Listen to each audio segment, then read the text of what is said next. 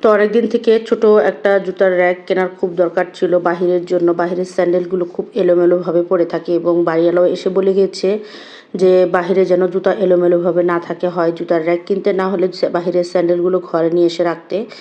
তো বাহিরের স্যান্ডেলগুলো তো ঘরে নিয়ে এসে রাখাটা আসলে পসিবল না।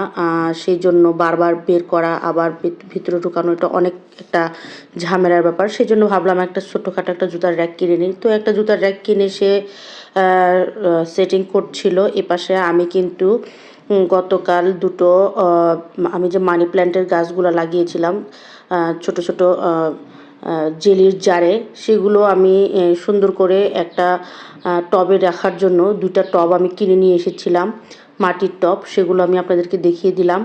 আর এই তো সেটিং করার পর এটা এরকম। তো এটা এখন চলে যাবে বাহিরে। তো ভালো থাকবেন, সুস্থ থাকবেন, আর আমাদের ভিডিওগুলো যদি ভালো লাগে অবশ্যই লাইক, কমেন্ট, শেয়ার করবেন।